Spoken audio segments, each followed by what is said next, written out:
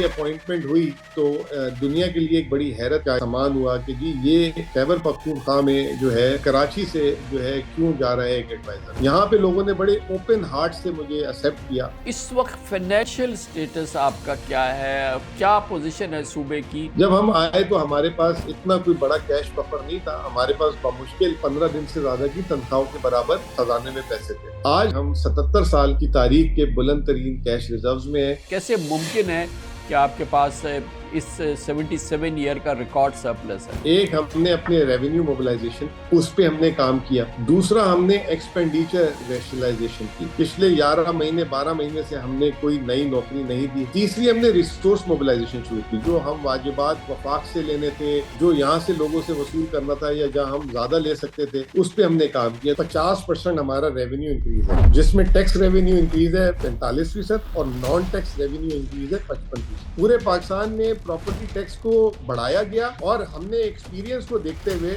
जब से property tax बढ़ रहा है, लोगों ने ऑफिशियल ट्रांसफर छोड़ दिए, वो स्टाम्प पेपर पे करते हैं। तो हमने अपना प्रॉपर्टी टैक्स आधा कर दिया। और अब वही बात आजकल आप देख रहे होंगे मीडिया में, फेडरल गवर्नमेंट भी इसको सोच रही है। सेहत कार्ड 11 महीनों में 33 बिलियन रुपीस जो है सेहत कार्ड में दिए, जिसमें 1 मिलियन लोगों को इलाज कराया। केपी ने लाइफ इंश्योरेंस भी शुरू कर दी है अपनी पूरे सूबे की। वो लाइफ इंश्योरेंस इस तरीके की है कि अगर आप नादरा के रिकॉर्ड में हेड ऑफ फैमिली हैं और अगर आप पैनल हॉस्पिटल्स में सेहत कार्ड के अगर आपका इंतकाल हो गया, 10 लाख रुपए इमीडिएटली आपकी फैमिली को मिलेंगे। और अगर 60 साल से बड़ी उम्र है तो 5 लाख रुपए मिलेंगे। डिफेक्टिव फाइनेंस मिनिस्टर, आपके कैसे रिलेशनशिप हैं इस्लामाबाद में? मेरे और फाइनेंस डिवीजन के इस वक्त मिसाली ताल्लुकात है। जो वफाक टैक्स कलेक्ट करता है, जिसका जो सूबे का शेयर होता है, वो जो रिकंसिलेशन का अमाउंट छोड़ के सबको बराबर बाकायदगी से मिलता है। ये कभी भी ऐसा नहीं हुआ। जब बिजली चोरी का नाम आता है तो सिर्फ पिशावर और केपी और उनको जो है बदनाम किया जाता है। पिछले साल जो बिजली चोरी या जो लॉसेस हैं, सबसे हाईएस्ट जो पेबल था वो 175 अरब का पंजाब में था। ओवैस लगारी साहब जिस हल्के या जिस इलाके से हैं, उधर की फीडर की 90% रिकवरी लॉसेस, 90%। जो केपी का था वो 120 अरब। ठीक है, केपी की पॉपुलेशन के हिसाब से 120% में ज्यादा है। इसके लिए क्या आपने किया है कि जो भी बजट से ट्रांसपेरेंट तरीके से वो डिसबर्स हो? ये केयरटेकर ने किया था, उसको कंटिन्यू किया। फाइनेंस से अब किसी शख्स को डायरेक्ट रिलीज नहीं होती, डायरेक्ट महकमे को होती है, फिर महकमा आगे रिलीज करता है। इकोनॉमिक एक्टिविटी बढ़ाने के लिए या इन्वेस्टमेंट लाने के लिए कोई इनिशिएटिव्स है? हम ट्रांसमिशन लाइन अपनी खुद ला रहे हैं, फिर उसके बाद हम अपनी रेगुलेटरी अथॉरिटी ला रहे हैं। चाइना की एक बहुत बड़ी स्टील मिल ने हमसे राब्ता किया है, पाकिस्तान में वो स्टील मिल स्टैब्लिश करना चाहते हैं। 4 नई टूरिस्ट की साइट्स जो हैं वो हम एशियन डेवलपमेंट बैंक और उनसे लोन लेकर आने वाले दिनों में खुलेगी। SIFC की बहुत बड़ी सरमायाकारी जो है पाकिस्तान में सयाहत की अगर आएगी तो इधर ही आएगी, और SIFC उसको डील भी कर रहा है।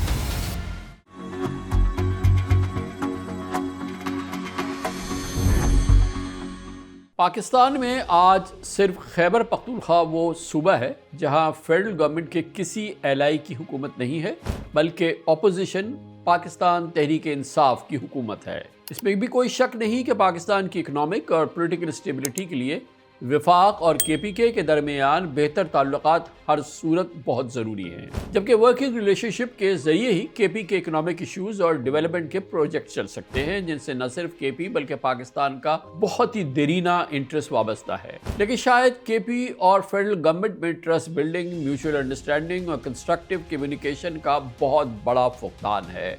ये यकीनन पाकिस्तान के लिए कोई अच्छी खबर नहीं है। देखा जाए तो KP पाकिस्तान का पहला सूबा है जहां हर रिहायशी ख़ानदान को सेहत कार्ड के ज़रिए 10 लाख रुपए तक की हेल्थ कवरेज दी गई है, जो कि एक बहुत बड़ी डिस्टिंक्शन है और किसी भी सूबे में ये एक बहुत ही काबिल कदर सहूलत है जो कहीं हासिल नहीं है। यकीनन हालात की वजह से, फंड्स की नॉन अवेलेबिलिटी की वजह से पिछले साल कुछ महीने के लिए ये सहूलत सस्पेंड भी रही है। ताहम अब सूरत हाल ये है, दोबारा इसका आगाज हो चुका है। अब KP गवर्नमेंट अपनी इंश्योरेंस कंपनी बनाने पर भी गौर कर रही है। हेल्थ कार्ड इंटरिम गवर्नमेंट में आके बंद हो चुका था, आते ही हमने उसको शुरू किया।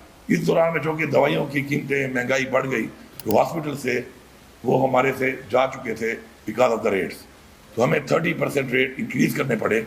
कोई भी अगर हॉस्पिटल जाएगा हमारे सरकारी या किसी उस हॉस्पिटल में प्राइवेट में जो कि हमारे बोर्ड पे है, तो उसको 1 रुपया भी ना दवाई का लेना पड़ेगा और न ही इलाज के लिए देना पड़ेगा। हमने लाइफ इंश्योरेंस दी है पूरे सूबे की आवाम को, जो बहुत जल्द शुरू होने वाली है। जो 60 साल से ऊपर उम्र का शख्स होगा, फोत होगा, हेड ऑफ फैमिली, तो उसको 10 लाख मिलेंगे। जो 60 साल से कम होगा उसको 5 लाख मिलेंगे। दूसरी जानिब केपी हुकूमत को AIP प्रोग्राम यानी सूबे में मर्ज होने वाले कबायली अदला में हेल्थ, एजुकेशन और इंफ्रास्ट्रक्चर के प्रोजेक्ट्स भी मुकम्मल करने में कोशिश हो रही है। और लाजमी बात है कि इस तरह के इनिशिएटिव बर वक्त फंडिंग और बजट की डिमांड करते हैं।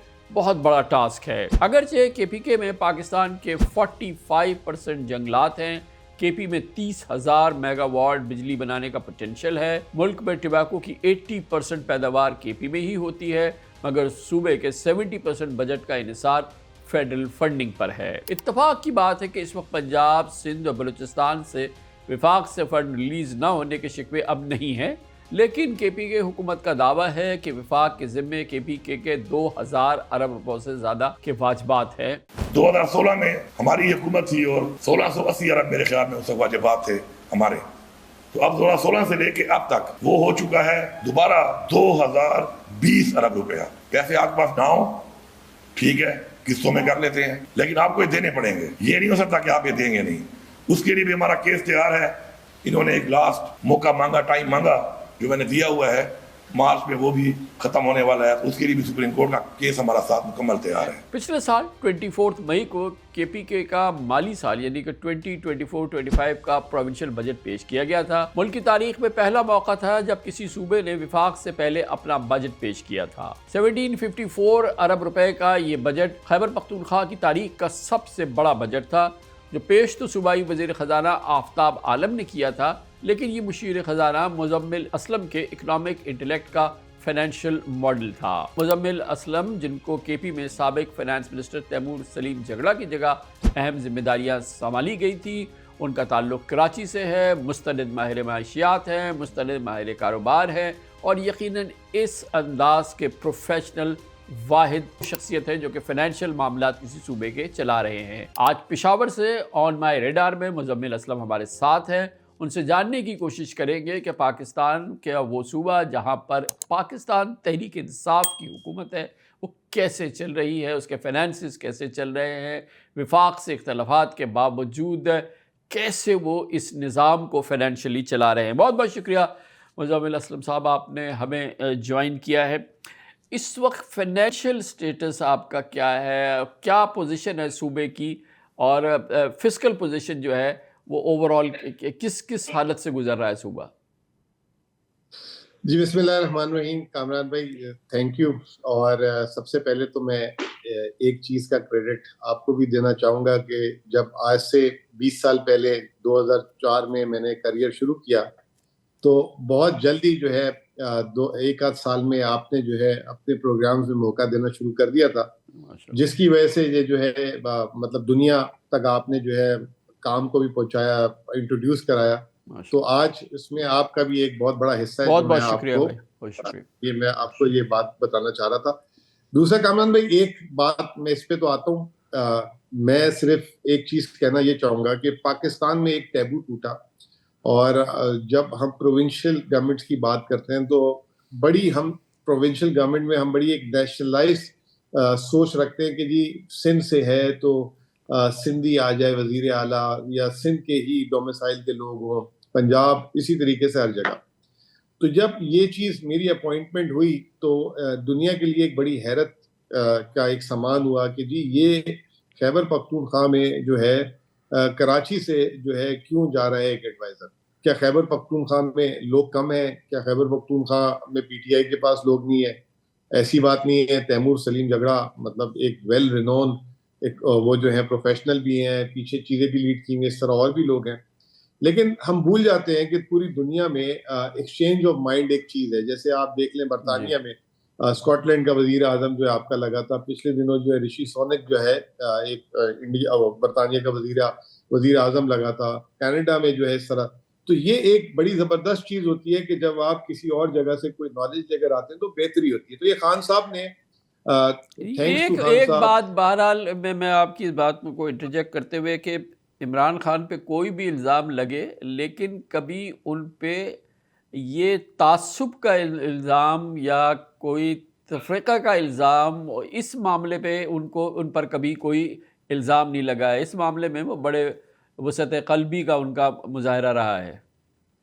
जी जी, तो वही जब चीज़ ये हुई तो मैं उसके बाद थैंकफुल हूँ यहाँ की काबीना, यहाँ के सूबे, यहाँ पे लोगों ने बड़े ओपन हार्ट से मुझे एक्सेप्ट किया और जो मुझे काम करने में फिर आसानी हुई, इंकरेजमेंट हुई, मोटिवेशन हुई। तो ये मैं सिर्फ एक स्टार्ट करना चाहता था ये बात का। अब खैबर पख्तूनख्वा की खजाने की बात जो है बड़ी लाजमी है करना। जब हम आए थे, ये तीसरी हुकूमत हमारी शुरू हुई थी, तो उससे पहले एक बयानिया कह लें या एक बात कही जाती थी कि ये एक डिफॉल्ट के करीब सूबा है, फाइनेंशियल क्रंच है यहाँ पे, और यहाँ के माली हालात अच्छे नहीं है, तनख्वाहें टाइम पे नहीं दी जाती, XYZ। जिसमें आपने एक सेहत कार्ड का भी जिक्र किया कि for some financial difficulties caretaker में उसको डिसकंटिन्यू किया गया। तो ये मतलब इसमें आधी हकीकत भी है और आधी जो है इसमें एग्जैजरेटेड बात भी है, क्योंकि कभी भी ऐसा नहीं हुआ, कोई महीना ऐसा नहीं गुजरा खैबर पख्तूनख्वा में कि लोगों को तनख्वाह वक्त पे ना मिली हो या जो है पेंशन्स ना मिली हो सकता है कि पहली की जगह 5-6 तारीख को मिली हो, लेकिन ऑलवेज ये ऑब्लिगेशंस पूरी की गई हैं। तो जब मैं इसीलिए जो है कोशिश करता हूँ कि मैं माजी में किसी बंदे पे कोई बात ना करूं, हर वक्त के हालात होते हैं, तो मैं स्टार्ट इस तरह करता हूँ कि मैंने इनहेरिट क्या किया या खैबर पख्तूनख्वा की इस हुकूमत ने इनहेरिट क्या किया। जब हम आए तो हमारे पास इतना कोई बड़ा कैश बफर नहीं था। हमारे पास बामुश्किल, अगर बहुत मैं खुले दिल से बोलूं तो 15 दिन से ज्यादा की तनख्वाहों के बराबर खजाने में पैसे थे। उसके अलावा माजी की बहुत सारी लाइबिलिटीज थी जो पिछली हुकूमतों ने लोगों की अदा करनी थी, जो हमने इनहेरिट की। आज अभी भी 6 मार्च को मैंने ज्वाइन किया था, 1 मार्च को जो है अली अमीन साहब ने ओथ लिया था, तो अभी भी महीना होने में 10 दिन बाकी है। आज हमारी जो है तारीख के, हम 77 साल की तारीख के बुलंद तरीन कैश रिजर्व्स में है।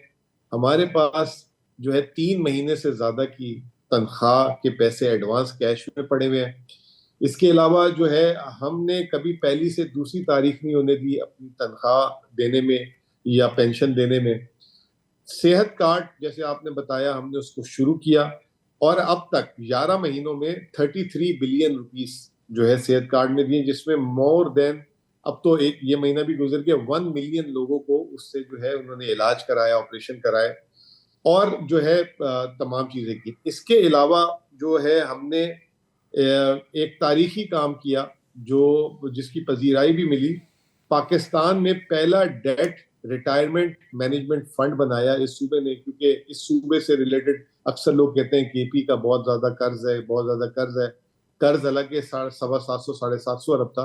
हमने एक अकाउंट बनाया जो हमने सेविंग की, उसमें हमने 5% तकरीबन लगभग 5% के बराबर अपने सूबे के कर्ज के पैसे अलग करके रख दिए और मजीद 5% हम देने की पोजीशन में, और 30 जून से पहले हम उसको भी ले जाएंगे। तो ये तमाम चीजों के अलावा, लेकिन ये जो आप जिस कैश सरप्लस की बात कर रहे हैं, ये सारी बात मैंने सुन ली, वो इस वजह से तो नहीं है कि आपने डेवलपमेंट प्रोजेक्ट्स जो हैं वो वहाँ पे रुके हुए हैं और अब उस बारे में अभी कोई आप लोग डायरेक्शन नहीं है, या क्या, क्यों, कैसे मुमकिन है कि आपके पास इस 77 ईयर का रिकॉर्ड सरप्लस है? एक आनंद भाई, 3 चीजें हमने की। एक, हमने अपने रेवेन्यू मोबिलाइजेशन, जो हमारी ओन सोर्स मोबिलाइजेशन थी, उस पे हमने काम किया। दूसरा, हमने एक्सपेंडिचर रेशनलाइजेशन की, यानी कि आपको याद होगा फाइनेंशियल क्रंच के जमाने में यहाँ पे जो है पेट्रोल जो है उसमें 40% कटौती हुई थी। 600 लीटर फी जो MNA MPAs और ये लेते उसको 390 किया गया और पर्क्स काटी गई। गाड़ियों की खरीदारी पे बैन था, तो ये हमने उसको कंटिन्यू किया, हमने उसको रिलैक्स नहीं किया। और हम उन्हीं फिर इलेक्ट्रिसिटी के बिल्स को किस तरह कम करना है, तो नॉन सैलरी एक्सपेंडिचर को हमने कट किया। दूसरा, हमने जो है अपने जो एक ट्रेडिशन होता है, आपको पता है, नौकरियां देने का, पिछले 11 महीने 12 महीने से हमने कोई नई नौकरी नहीं दी। अभी आहिस्ता आहिस्ता जो नए प्रोजेक्ट्स आ रहे हैं उसकी SMEs कर रहे हैं। तो पहला हमने रेवेन्यू अपना मोबिलाइजेशन किया, दूसरा हमने रैशनलाइजेशन ऑफ एक्सपेंडिचर किया, तीसरी हमने रिसोर्स मोबिलाइजेशन शुरू की। जो हमारे रिसोर्स मोबिलाइजेशन में जो हम वाजिबात वफाक से लेने थे, जो यहाँ से लोगों से वसूल करना था या जहाँ हम ज्यादा ले सकते थे, उस पर हमने काम किया। तो ये 3 चीजें, और जो इस साल देखिए, क्रेडिट देना चाहिए कि इस साल की जो टैक्स रेवेन्यू से हमें एक्स्ट्रा पैसे भी आए, तो उस पैसों का हमने बेदर्दी से इस्तेमाल नहीं किया और हमने उसको बड़े संभाल के तरीके से उसको चला रहे हैं और अपनी माजी की लाइबिलिटीज भी जो है साथ साथ अदा कर रहे हैं। तो मैं आपको बताना चाह रहा था कि जो पिछली हुकूमत की अब तक 11 महीनों में हम 78 अरब रुपए की लाइबिलिटीज भी उतारी है। तो बात ये कि एक हमने प्रूफ की चीज कि एग्जिस्टिंग रिसोर्सेस अगर इस केपी सूबे से हम ये सरप्लसेस और ये सारी चीजें क्रिएट कर सकते हैं, तो पाकिस्तान का बजट भी बहुत बेहतरीन है, बहुत बड़ा कैसे है। हम अगर आपके एज डिफेक्टिव फाइनेंस मिनिस्टर आपके कैसे रिलेशनशिप हैं इस्लामाबाद में फाइनेंस मिनिस्ट्री के साथ? और क्योंकि जाहिर है कि जैसे कि हमने अपने इंटरव्यू में भी बताया कि एक बहुत बड़ा हिस्सा आपको बहरहाल सेंटर से आता है, NFC अवार्ड से आता है तमाम, और उसकी स्मूथ फ्लो रहना बहुत ज़रूरी है। तो क्या आप अपना एक्सपीरियंस बताएंगे तकरीबन 1 साल का? देखिए, फाइनेंस डिवीजन से अगर, क्योंकि मैं भी वहीं से आया था, मेरे भी वहाँ पे जान पहचान थी, तो मैं ये कहूँगा कि मेरे और फाइनेंस डिवीजन के इस वक्त मिसाली ताल्लुकात है। We coordinate with each other, हम कॉरेस्पॉन्डेंस भी अगर आती है, चीज़ें आती हैं, तो हम ये जो है चीज़ों का राब्ता हमारा बहुत अच्छा है। लेकिन मैं सिर्फ एक बात को क्लियर करना चाहता हूँ।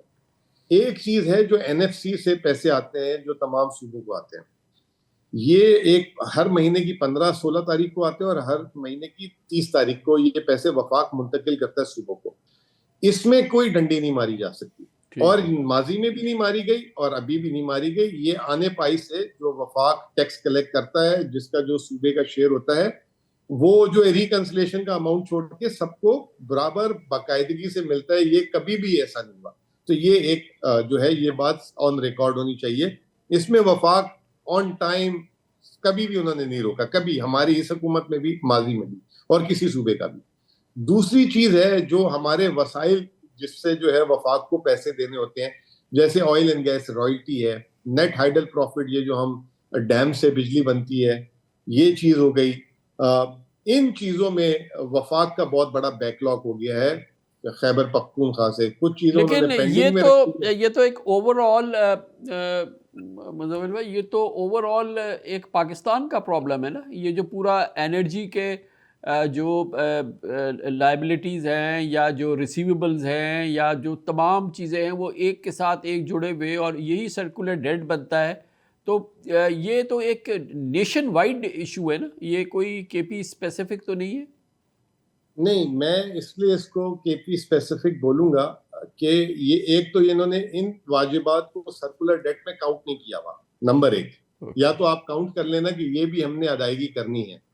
और दूसरी चीज ये कि मिसाल के तौर पे पिछले साल अगर 2200 अरब रुपए कैपेसिटी पेमेंट के आपने बाकी सबको अदा किए हैं, तो उस कैपेसिटी पेमेंट में आपने सिर्फ KP को 3 अरब, हालांकि पाकिस्तान की जो इस वक्त जो ऑपरेशनल बिजली है उसका 25% से ज्यादा KP से बनती है, ये डैम से, और सिर्फ 3 अरब, 2200 अरब में 3 अरब पिछले साल दिए थे। इस साल जो है ये भी है ना कि KP हो या सिंध का कोई हिस्सा हो कि वहां से कलेक्शन भी तो मिजरेबली कम है ना। नहीं, अब ये कल ही हमने एक प्रेजेंटेशन चल रही थी कि सबसे पहले तो पाकिस्तान की सबसे ज्यादा बिजली चोरी होती है सक्खर और कैस्को में, तीसरे नंबर पे आता है पेस्को।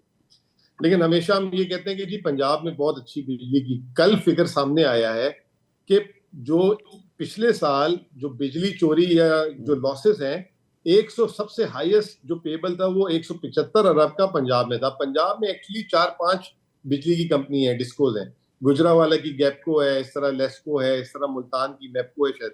तो इन सारों का जमा करें 175 अरब, और जो KP का था वो 120 अरब। ठीक है, KP की पॉपुलेशन के हिसाब से 120% में ज्यादा है, लेकिन ऐसा नहीं है। इट इज फ्रॉम, अगर 600 अरब रुपए पूरे पाकिस्तान में बिजली पिछले साल चोरी हुई है, तो वो पूरे पाकिस्तान में चोरी हुई है। लेकिन अनफॉर्चुनेटली, क्योंकि आपको पता है वो एक टैग लगाना होता है, तो जब बिजली चोरी का नाम आता है तो सिर्फ पिशावर और KP और उनको जो है बदनाम किया जाता है, और जो है ऐसे बताया जाता है कि सिर्फ इस पाकिस्तान के हिस्से में जो है बिजली के वाजिबात जो है लोग नहीं दे रहे और बाकी सब जगह सब अच्छा चल रहा है।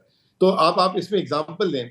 आपके OS लगारी साहब ने एक दफा स्टेटमेंट दिया, अगले दिन पता ये लगा कि उवैस लगारी साहब जिस हल्के या जिस इलाके से हैं उधर की फीडर की 90% रिकवरी लॉसेस, 90%।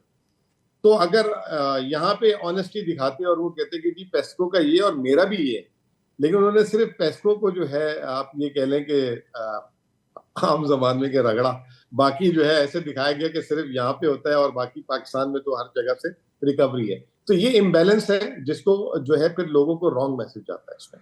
अच्छा, ये तो चले, जो मैनेज फाइनेंस, जो फाइनेंसेस को मैनेज करना है वो इत्मीनान बख्श चला है, मगर ये बताएं कि असल काम तो बहरहाल ये है कि रेवेन्यू जनरेशन को बढ़ाएं। लोकल आपका जो रेवेन्यू जनरेशन हो सकता है, आप ख़ुद किफ़ालत की तरफ जाएं, आप नए प्रोडक्ट्स लाएं, नई कि रेवेन्यू बढ़ सके, इनकम बढ़ सके सूबे की।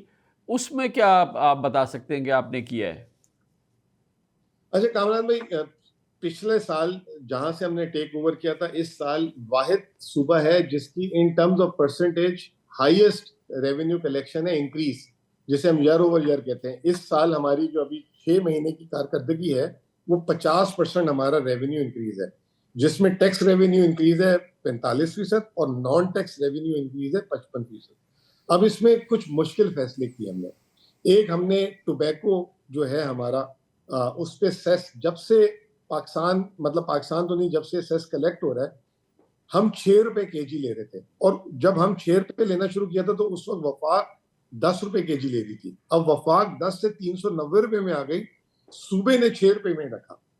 तो उसको जो है ये first time in the after very long time हमने 6 से उसको 25 रुपए कर दिया, यानी 400% इजाफा कर दिया। फिर सूबे की एक और इनकम है, आमदनी है, वो है मिनरल्स एंड माइंस से रॉयल्टीज। उसकी भी जो है पिछले कई सालों से वहीं पे कहीं 100 रुपए टन, कहीं 200 रुपए टन, उसको हमने 200 से 500% किया। ये बड़े टफ, जिसे कहते हैं पॉलिसी स्टेप्स थे। फिर हमने पूरे पाकिस्तान के अगेंस्ट एक काम किया। पूरे पाकिस्तान में प्रॉपर्टी टैक्स को बढ़ाया गया, और हमने एक्सपीरियंस को देखते हुए कि जब से प्रॉपर्टी टैक्स बढ़ रहा है, लोगों ने ऑफिशियल ट्रांसफर छोड़ दिए, वो स्टाम्प पेपर पे करते हैं, तो हमने अपना प्रॉपर्टी टैक्स आधा कर दिया। और अब वही बात आजकल आप देख रहे होंगे मीडिया में, फेडरल गवर्नमेंट भी इसको सोच रही है। और इस चीज को तो बाकायदा मैंने IMF को भी बोला, मैंने कहा आपको समझ नहीं आ रही, आप रेवेन्यू देखें। जब कम टैक्स ट्रांजैक्शन थी तो तमाम सूबे और federal government stamp duty, provincial taxes इसमें ज्यादा मिल रहे थे।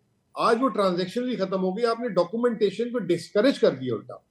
तो अब थैंकफुली जो हमने चीज की, उस वक्त तो किसी ने कहा बड़ा पॉपुलिस्ट है डिसीजन ये वो, लेकिन अब वो फेडरल भी सोच रही है। लेकिन ये बताइएगा, ये अच्छी बात है, मगर ये बताइएगा कि डेफिनेटली 18th अमेंडमेंट के बाद और ये तमाम NFC वगैरह के बाद बड़े इम्पॉर्टेंट जो काम हैं वो सूबों के पास आ गए हैं, और दूसरे सूबों में जो भी सूरत हाल हो, कम से कम सिंध का हमें पता है, पंजाब में शायद कुछ बेहतर है।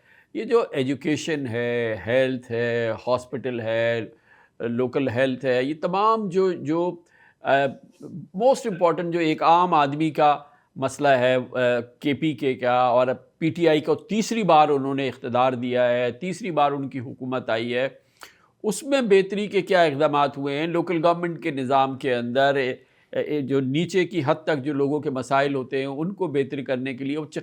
फ़्लो तो आप ही के पास से निकलता है ना, कि वो बताएं कि उसमें कितनी आपकी इस फाइनेंशियल स्ट्रेटजी की वजह से या फाइनेंशियल सोच की वजह से वहाँ पे क्या बेहतरी आई है। क्या आप जो KP वाले तीसरी बार इस वक्त इमरान खान को वोट देके बैठे, तो उनको उसका क्या फ़ायदा हो रहा है?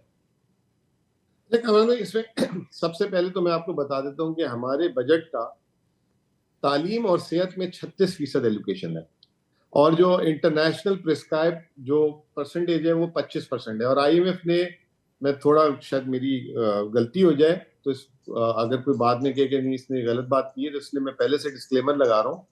IMF का 30% का टारगेट है, तो we are actually giving 36% of our budget in health and education. But problem क्या है? प्रॉब्लम ये है कि excessive employment in this sector. अब KPK की तकरीबन 45% जो सरकारी मुलाजमीन है वो जो है एजुकेशन सेक्टर से हैं। लेकिन अगर आप इसमें बात करेंगे कि आपकी जो 75% जो है इस वक्त इनरोलमेंट है, आउट ऑफ स्कूल बच्चे बहुत ज्यादा हैं, ये ओवर द पीरियड पिछले 10 सालों में हमने 8-10% इंप्रूव किया है, but it can be done better. अब जो सबसे बड़ा प्रॉब्लम आ रहा है इस वक्त, मेरे हिसाब से बजट का प्रॉब्लम नहीं है। ये जो हमारे जो हमने ब्रिटिश लॉज इनहेरिट किए, हमने नौकरियों में फिर उनकी पेंशन्स बांधी, उसकी वजह से आज बहुत बड़ी मिस एलोकेशन हो गई है, जो आप ना चाहते हुए भी तनख्वाहों में पैसे खर्च कर रहे हैं और पेंशन में पैसे खर्च कर रहे हैं। मगर ये तो नेशनल इशू है ना, आपको पता है पाकिस्तान जो है वो फेडरल गवर्नमेंट जो है वो 1 ट्रिलियन रुपए से ज़्यादा जो है वो साल के ये कर रहा है। ये तो पूरी कौम का मसला है। इसमें फिर हमने एग्जैक्टली किया कि ये जो हमारा सेहत कार्ड थी, मैं इसमें आपको एक बड़ी इंटरेस्टिंग बात स्टोरी सुनाता हूँ। जो हमारा सेहत कार्ड था, अभी जो है मैंने एनालिसिस कराया, हमने जो 33 बिलियन दिए, ये किन अस्पतालों को जा रहा है? तो सर पता ये लगा, जब ये शुरू हुआ था तो शुरू में 20% जाता था सरकारी अस्पतालों में और 80% जाता था प्राइवेट हॉस्पिटल जी। और फिर प्राइवेट हॉस्पिटल्स में मिसयूज भी आपको पता है हो जाता है, और सब ये वो सारी। अब जो हमारी लेटेस्ट फिगर आई है, 66% हमारा जो है वो सरकारी हॉस्पिटल्स को जा रहा है सेहत कार्ड का रेवेन्यू, और जो है 34% जो है वो प्राइवेट को जा रहा है। अब हुआ क्या कि ये जो इतना बड़ा जो रेवेन्यू सरकारी अस्पतालों को जा रहा है, तो यहाँ के जो सरकारी अस्पताल हैं, जो बड़े एमटीआईज हैं, वो दे आर नाउ एक्चुअली अपने उन्होंने लेवल अप किया है, गेम अप किया है। मैं पिछले दिनों यहाँ पे एक हमारा एम्प्लॉई है, उसकी वाइफ जल गई थी, तो मैं यहाँ के केपी के सरकारी बर्न सेंटर में गया। कामरान भाई, जो कराची में आप जानते होंगे नेशनल हॉस्पिटल जी, वो नेशनल हॉस्पिटल से ज्यादा जो है इक्विप्ड, खूबसूरत, साफ सुथरा, और मैं आई वाज अमेज्ड। मेरे जहन में भी नहीं था कि सरकारी अस्पताल इतने अच्छे और ये सर्विस लेवल के हो सकते हैं। तो उससे हुआ ये कि हमारी जो सरकारी अस्पतालों ने अपनी जो है उसको लेवल अप किया है, अपनी मशीनरी बेहतर की है, प्रोसीजर्स टाइम पे कर रहे हैं, और उनको पता है पैसे भी मिल जाते हैं। तो हेल्थ में वी आर गेटिंग बेटर। अब हमने उसको लेके जाना है बिल्कुल ग्रास रूट लेवल पे। अभी एक आपने सवाल किया, रिफॉर्म हम एक कर रहे हैं नया वर्ल्ड बैंक के साथ मिलके। अभी क्या होता था कि एक एरिया के अस्पतालों को फंड दे दिया जाता था, फिर वहां से सबकी डिस्ट्रीब्यूशन होती थी, और इसी तरह स्कूल में भी। अब हमने फैसिलिटी लेवल काम शुरू कर दिया। अब हर स्कूल पोर्टल में अपनी डिमांड डालेगा, हर अस्पताल पोर्टल में अपनी दवाइयों की डिमांड डालेगा या इक्विपमेंट की डालेगा, और डायरेक्ट फाइनेंस के पास आएगी और फाइनेंस उसको रिलीजेस देगा। इससे पहले क्या होता था, वो भूल भुलैया में चली जाती थी चीज, और वो नीचे से ऊपर क्लस्टर ले लेता था चीज, और नीचे तक ट्रांसफर नहीं होती थी। तो ये अब छोटे छोटे हम रिफॉर्म्स हमने शुरू कर दिए। अच्छा, ये रिफॉर्म्स में ये बताएं कि सबसे बड़ा मसला है जो हमारा एक्सपीरियंस आपका भी है, कि वो ये है कि यार जो भी हमारा बजट है, जो भी हमारे पास सरमाया है सरकारी तौर पे, वो ईमानदारी से खर्च हो जाए तो वो काफ़ी मसला हल हो जाता है। सड़कें ईमानदारी से बन जाए, जो भी गवर्नमेंट कॉन्ट्रैक्ट्स हैं वो ईमानदारी का कम अज़ कम उसमें शायबा तो हो जाए, परचेज़ हैं, प्रोक्योरमेंट्स हैं, ये तमाम चीज़ों के अंदर ट्रांसपेरेंसी हो। और इमरान खान की हुकूमत से केपी के लोग कम अज़ कम जिन्होंने तीसरी बार उनको मुंतखब किया, वो उनको वो ये ईमानदारी जो है वो मिल जाए। ठीक है, 2 हुकूमतें पहले की हैं, तीसरी बार उन्होंने इलेक्ट किया है। इसके लिए क्या आपने किया है कि जो भी आपका बजट है, जो भी आपका जो बजट्स है, ये सारे जो है वो एक ट्रांसपेरेंट तरीके से और बिल्कुल ट्रांसपेरेंट और ईमानदारी के तरीके से जो है वो डिसबर्स हो? एक कारण में 2 चीज़ें। अगर आप ये बोलें कि सिस्टम जो है उसमें जो है करप्शन फ्री, मतलब जो है हो जाए, सही है, वो एक्सपेक्ट नहीं कर सकते 100% ऐसा हो जाए। हाँ, तो ये अब हो ये रहा है कि जो करंट सीएम है, what he is making sure कि जो टॉप लेवल है, जो उनकी काबीना है या उनके जो सेक्रेटरी लेवल है, एक हमारी लाइव बेसिस पे सीएमपीयू चीफ मिनिस्टर परफॉर्मेंस यूनिट बन चुका है, और वहां पे जो है उनकी वीकली और मंथली बेसिस पे असेसमेंट्स हो रही होती है, और उस चीज़ों को बड़ा, और सोशल मीडिया से जो बाकायदा कंप्लेंट्स आ रही होती हैं, कहीं किसी पुलिस स्टेशन में, कहीं हेल्थ में, कहीं और चीज़ों में, उसका इमीडिएट जो है उस पर एक्शन लेना शुरू कर दिए। मेरे फाइनेंस डिपार्टमेंट मेरे आने से पहले यहाँ से डायरेक्ट रिलीजेस होती थी सारे डेवलपमेंट फंड की, और उसमें एक कंप्लेन थी जनरली जब यहाँ रिलीजेस होती हैं तो अफसरान जो नीचे रिलीज करते हैं वो उसमें जो है थोड़ा सा वो इंसेंटिव मांगते हैं। मैंने आके आके बल्कि ये केयर टेकर ने किया था, उसको कंटिन्यू किया। फाइनेंस से अब किसी शख्स को डायरेक्ट रिलीज नहीं होती, डायरेक्ट महकमे को होती है, फिर महकमा आगे रिलीज करता है। तो this is the kind of thing we have done. तो आज फाइनेंस में कोई उंगली नहीं उठा सकता। पहले अगर वो नहीं भी करते थे, एक उंगली उठती थी कि जिसकी पेमेंट उन्होंने नहीं दी तो वो इल्जाम लगा देते थे, इसने तो जी हमसे कमीशन मांगी है। लेकिन आज कोई ये भी अल्हम्दुलिल्लाह नहीं बोल सकता, क्योंकि अब हम डायरेक्ट पेमेंट ही नहीं देते किसी को। तो तो ये कुछ डे टू डे मामलात और ये तमाम चीज़ें जो हैं, ये आपने बताया कि जैसे चल रहे हैं, लेकिन आफ्टर ऑल आपको लोगों को कोई बेहतर प्रोजेक्ट देने होते हैं, नए प्रोजेक्ट देने होते हैं, नई इनिशिएटिव्स दिखानी होती हैं, क्योंकि लोगों की एक्सपेक्टेशन भी है, सारी चीज़ है, मुश्किलात जो हैं वो लोग जानते हैं। लेकिन उस महाज पे क्या हो रहा है कि नई चीज़ें जो कि डेवलपमेंट प्रोजेक्ट्स के ज़मरे में आएंगी या इम्प्रूवमेंट के ज़मरे में आएंगी, एक लाइफ और डे एंड लाइफ की जो पूरी सिचुएशन है उसमें इम्प्रूवमेंट आएगी, उधर क्या हो रहा है? अच्छा कामरान भाई, हमने अपने इस साल के फ्लैगशिप प्रोजेक्ट्स रखे थे इस साल के लिए, जो 2 महीने पहले हमें टारगेट दिए गए थे। सबसे पहले तो मैं आपको एक बात बताऊं, केपी ने, आपने सेहत कार्ड की बात की, केपी ने लाइफ इंश्योरेंस भी शुरू कर दी है अपनी पूरे सूबे की। वो लाइफ इंश्योरेंस इस तरीके की है कि अगर आप नादरा के रिकॉर्ड में हेड ऑफ फैमिली हैं और अगर आप पैनल हॉस्पिटल्स में सेहत कार्ड के अगर आपका इंतकाल हो गया, अगर आपकी उम्र 60 साल से कम है, तो आपके खानदान को इमीडिएटली 10 लाख रुपए मिलेंगे, चाहे आप अमीर हैं, गरीब हैं, फौज से हैं, वफाकी मुलाजिम है लेकिन केपी के डोमिसाइल के हैं, चाहे किसान है, चाहे ड्राइवर है, 10 लाख रुपए इमीडिएटली आपकी फैमिली को जो है इसमें मिलेंगे। और अगर 60 साल से बड़ी उम्र है तो 5 लाख रुपए मिलेंगे। पूरी दुनिया में अरब ममालिक में भी जहाँ पे इतने भुगतान मतलब बजट्स हैं, ये इस तरह की स्कीम नहीं है, ये हमने अभी शुरू की है और ये इसी महीने से इफेक्टिव स्टार्ट हो जाएगी, सिस्टम्स बन रहे हैं।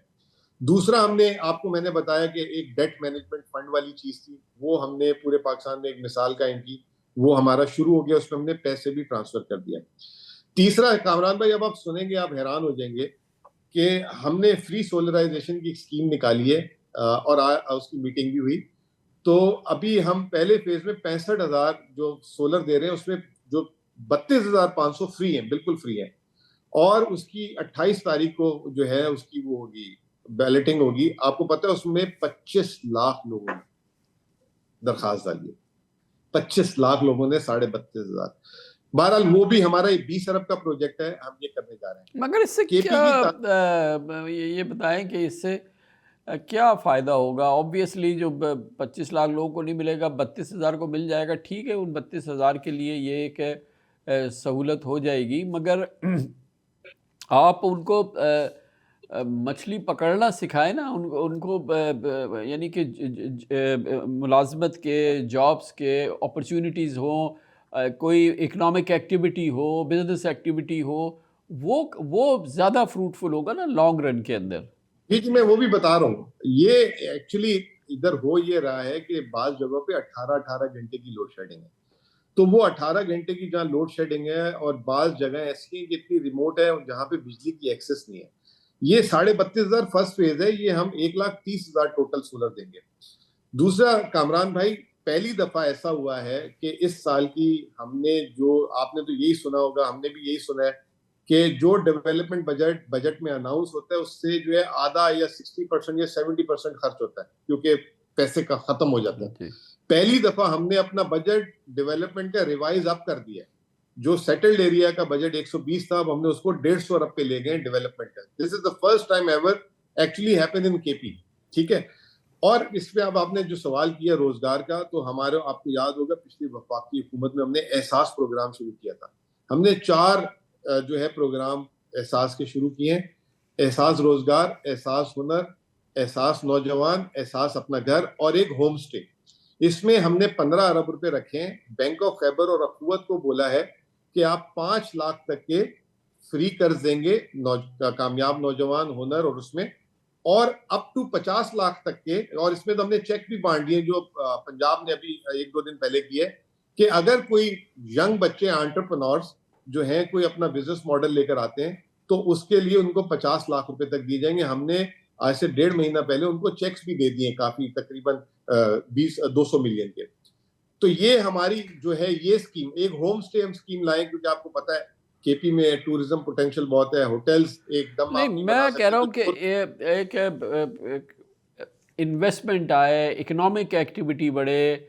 जैसे आपने कहा कि टूरिज़्म है, बहुत ज़बरदस्त नेचुरल ब्यूटी है, बहुत सारी चीज़ें हैं।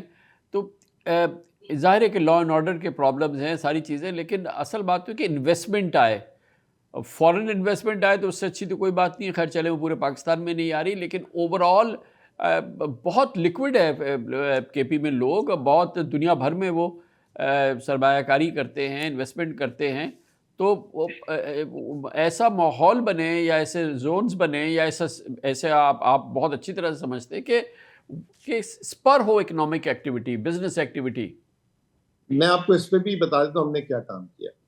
केपी जो है फर्स्ट प्रोविंस था जिसने आज से 1-1.5 महीना पहले पूरे पाकिस्तान में एनर्जी रोड शो किया जा गया, और वो हमने कराची में 2 दिन गुजारे। एक दिन हमने कराची स्टॉक एक्सचेंज में गए, एक दिन हम वहाँ के चैम्बर से, फिर लाहौर, फिर इस्लामाबाद, फिर हम पेशावर। 5 रोड शोज हमने एक हफ्ते में किए। उसमें कामरान भाई, जो आज तक पाकिस्तान में जो है इस वक्त जो सबसे बड़ा मसला है वो कॉस्ट ऑफ इलेक्ट्रिसिटी है। आप के तवसत में पूरे पाकिस्तान, पूरी दुनिया को बताना चाहता हूं कि इस केपी में पीटीआई की गवर्नमेंट ने अपनी जोरे बाजू पे 19 डैम बनाए, और ये 19 डैम की जो टोटल प्रोडक्शन जो 2029 तक आएगी वो 1100 मेगावाट है, और इसकी जो औसत कीमत बिजली की पैदावार की आज के जमाने में वो 10 रुपए से कम है। अब हम क्या करने जा रहे हैं, हमने वो अपना पूरा एनर्जी पोटेंशियल पूरे पाकिस्तान के सरमायाकारों को दिखाया, और उसके बाद के इलेक्ट्रिक ने हमसे 250 मेगावाट मांग लिया, हमारी पेट्रोलियम ने हमसे बिजली मांग ली।